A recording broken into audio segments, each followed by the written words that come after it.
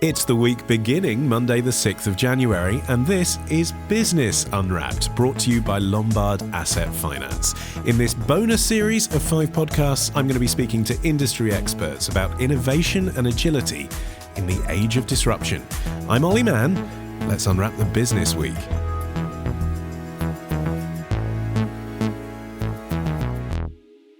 And joining me today, it's the boss man, Holden Frith, and our special guest is Nicole Kobie, a freelance journalist, contributing editor at Wired UK and futures editor at PC Pro. What does that mean, Nicole? That means I get to write a lot about what is happening in the next 2, 3, 4, 5 years.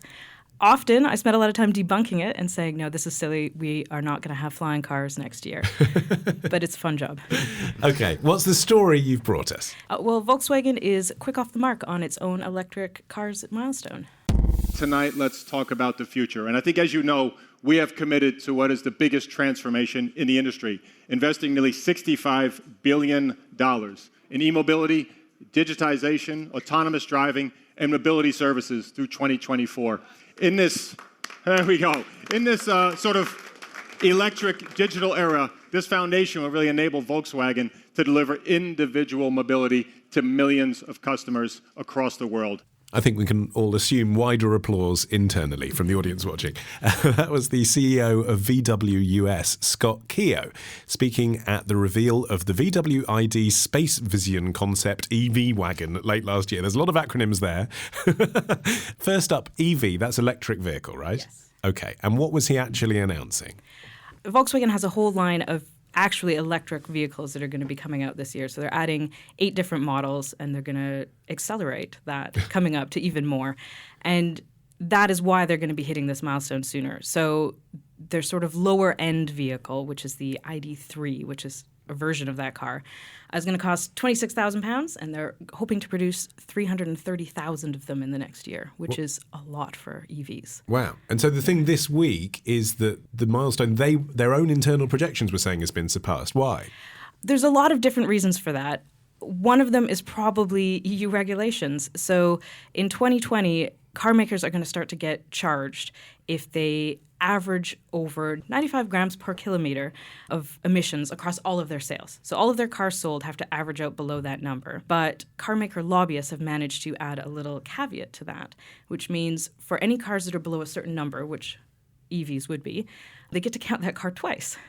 So every single car that they sell that is an electric vehicle or a hybrid below that number is going to mean that they can sell more of the more expensive petrol cars like SUVs and things like that. Yeah. Because the story that's under a lot of these statistics with cars, and we touched on this, Holden, late last year when we were talking about the new Aston Martin that's a bit of a gas guzzler, is that high emission sports utility vehicles, those SUVs Nicole was referencing, now outsell electric cars in the UK by 37 to 1. So, I mean, it doesn't seem to be such a positive story as we're painting here that EVs are on the rise. I think we are at a tipping point where up until this point there have been a few high-profile electric cars, the Tesla in particular, but you've also had the Nissan Leaf, which is sort of more of an everyday car. But they've really been specialist cars that people have bought because they're electric, and it's as much a political statement, really, as it is a practical decision, where we're now at this point where, as well as the new VW, there's going to be electric cars from Vauxhall, Seat, BMW, Skoda, Mini, Fiat 500. We're at the point where people are going to buy these cars not because they're electric, but because they're looking for a new car and the electric option is the best for their purposes. What do you think is the tipping point, Nicole? I think about this with podcasting, which I've been working in for a long time, and I always used to say that for me the tipping point would be when my mum could find a podcast in the same place she finds the best of Whitney Houston. What's the tipping point for electric vehicle take-up? Because there's probably some people listening to this right now via AirPlay in their electric vehicle thinking this is an old discussion. I'm driving a Nissan Leaf. What's the big discussion? There's other people that would never think about getting an electric car yet. What Holden was saying, if you go onto a lot to buy a car and the fact that it's electric is no longer really a big deal, it's just an option. Yeah. Sort of the same way, I guess that some people might have bought a van that was diesel or one that run petrol. this will just be another option. It's completely viable. It's not going to be stressful. It's not going to be a political statement anymore, one way or another. It'll just be, that's the right vehicle for me. But those practical terms that Holden was talking about, they are still a consideration. It does, you know, if you're going to drive it to a hotel and the hotel doesn't have an electric charge point, you might run out of battery. That's true, but if you are a big hotel chain and you are not installing electric vehicle charging points this year, you are going to be behind the curve. So I think we're going to start to see a lot of businesses starting to do that. Tesco has a deal with VW to start installing them at some of their larger supermarkets, which means I would assume that other supermarkets are going to start to do the same. So if you can go park your car, get a free charge on it. Oh, it's free, is it? Yeah, some of it apparently will be free. It depends on the type of charging and how fast it is. So the more limited, slower charges will be free. You get to top up a little bit. You get a free drive to the supermarket effectively, and it charges while you're doing your shopping. I mean, that sounds like a pretty good deal. Do you think that's the future for business in this country then, that they should be thinking about providing perhaps a low-powered, as Nicole was saying, but nonetheless free battery charging option for their visitors, a bit like they have free Wi-Fi now? Yeah, I think this sort of gets to the heart of the matter, really. And, you know, this series is about disruptions. And disruption in sort of business context is often bandied about fairly casually and feels esoteric. The change from petrol to electric cars is a really substantial change that will have very practical, very visible effects for individual consumers, but also businesses, government, power generation, all aspects really of the economy. We've spent a century building up an economy and a transport infrastructure around petrol with fueling stations, lorries running around the country, filling them up, oil tankers running around the world. We've now, in a much shorter stretch of time, now got to switch that to an electric-based economy with charging points in individual people's homes, but also in car parks they might park in while they're working, while they're doing their shopping, as Nicole says. And that's going to be a really big change in business models for a lot of people, but also in mindsets of how individual users drive their cars. And also, how long does it take to charge an average battery at the point we're at now? The problem is there is no average. So there's a whole bunch of different systems. There's a whole bunch of different charging rates. But there are some, I think Tesla's saying something like 20 minutes to charge it most of the way. Okay. And there is a lot of research that is going to improve this. So there's some research out of the States that is talking about doing a full charge in 10 minutes. And they're saying it'll be commercially viable in 3 years. Well, I'm probably not going to buy an electric car for a few more years, so hopefully that's available. If all of this technology works, it's going to be just as fast as filling up your car with petrol. But there are concerns about that commercial viability, aren't there? I know that Tesla posted profits of £110 million during the third quarter of 2019, but had suffered losses of $1.1 billion during the first half of the year. So for every profit, there's then a huge amount of investment. And you're talking about businesses giving away electricity. Is this really a net benefit? You know, beyond the environmental, obviously, the environmental advantage. Yeah, I mean, there's the environmental and the air pollution sides of things. But I do think that this is something that businesses who jump on it early will be able to benefit by showing themselves as being tech savvy and being future looking. But in the longer term, this is just going to be something that we get used to.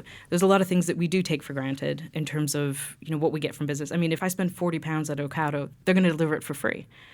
Well, sending that van out with a person, it costs money, but they are giving that to me for free, and it's just working inside their business model so that I will come and be one of their customers. I think that works. I think there's different ways of drawing customers to you, and this could just be yet another way. What are the issues that perhaps aren't obvious? Well, the one that people talk about a lot is range. So the VW one that they're coming out with this year is promising the base model 200 miles range, which is enough if you're commuting. The average commute in this country is something like 10 miles. Yeah. I mean, a lot of that's stuck in traffic, so it might take longer than you want. But if you also have to drive across country to visit family for Christmas, you might have to still rent a petrol car or at least map out where those charging points are. There's help for that. I mean, there's more charging points rolling out at petrol stations. BP bought a company in order to do that. There's all sorts of apps that map out where these things are, but it's still there's an extra level of thought with that, and some people just aren't going to want that stress yet. The other issue, which doesn't get talked about so much, is that if we all switch to electric cars, we just don't at the moment have the capacity and the power grid to recharge all of those and power all of our homes and businesses, especially not at the same time, and especially not if everyone gets home at 6:30 p.m, plugs in their car, turns all the lights on in their house and starts cooking.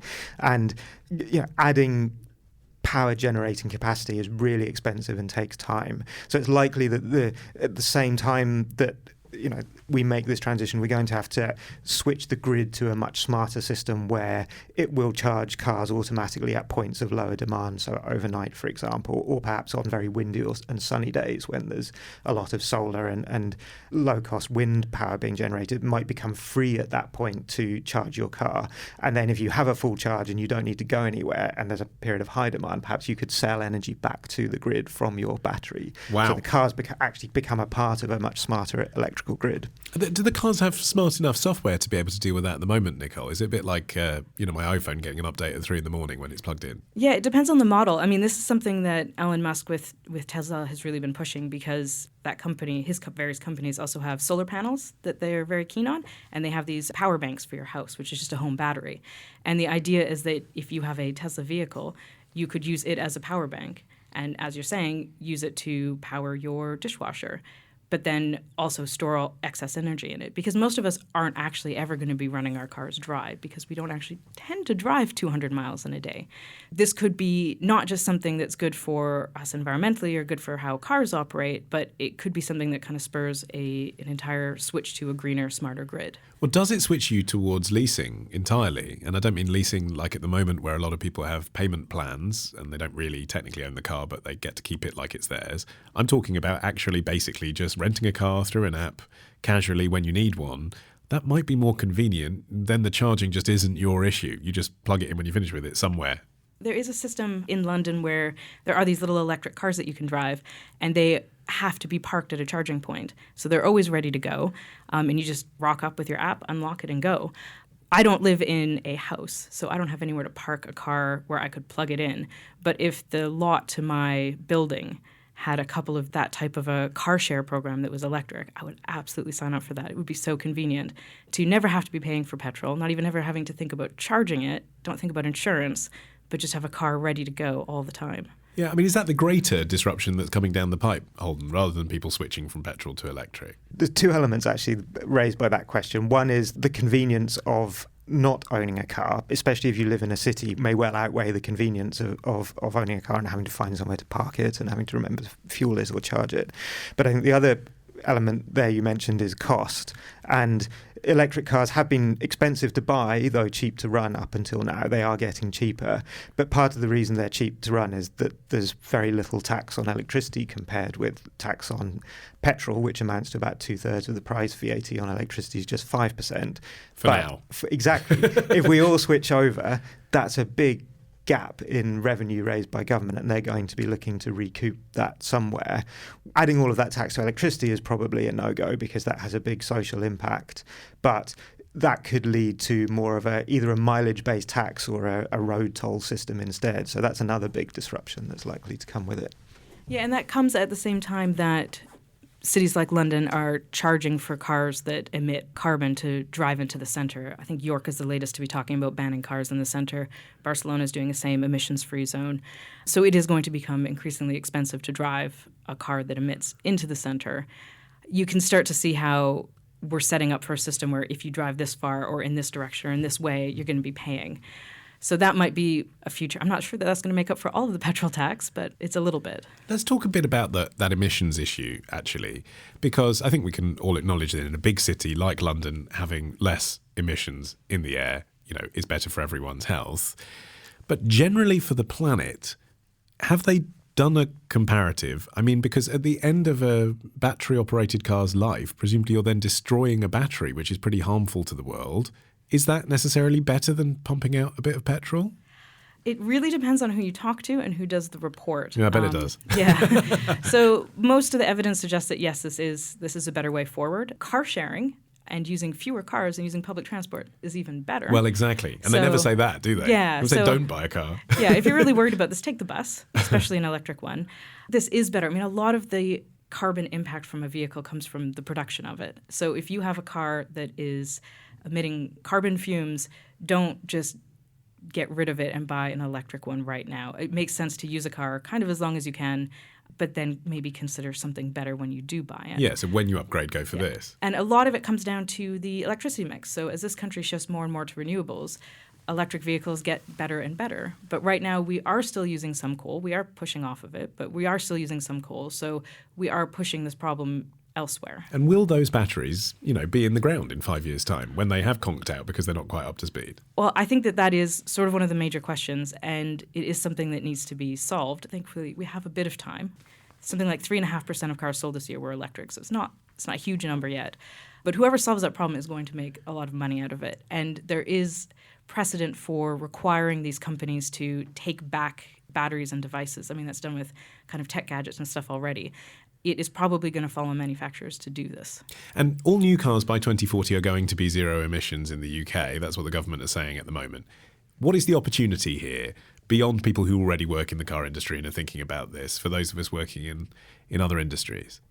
A lot of it will come down to setting up car sharing systems. I think different funding models and different ways of buying a car. I mean, if a battery only lasts for so long, does it make sense to have a car for that long? Maybe you buy a car and lease a battery. So there's probably a whole bunch of different ways of thinking about things that way. I think the charging networks and things like that are going to be very interesting. And then we talk about smart grids. I think the entire power structure of this country is going to change, and we're going to have really interesting stuff happening with maybe local grids and solar power and making your own energy and making money out of that. And we're going to need people to help us do that. So I think there's a huge opportunity here. And given petrol cars, the manufacture of them is not great for this country right now. There's a lot of people who are going to need work in a new industry that's a little bit more forward-looking. An uplifting message on which to end this edition of Business Unwrapped. Thank you. That was Nicole Kobie. Thank you, Holden Frith, as well. And thank you as well to our sponsor, Lombard, which provides forward-looking finance and expertise to British businesses planning for a prosperous future. For more from our series about agility and innovation in this age of disruption, visit theweek.co.uk/disruption. Business Unwrapped will be back in 2 weeks. Whilst you're waiting, don't forget to subscribe to our main weekly show, The Week Unwrapped. Just search for us on your podcast app of choice. I've been Olly Mann, the music by Tom Morby, the producer Sarah Miles at Rethink Audio. And until next time, bye-bye.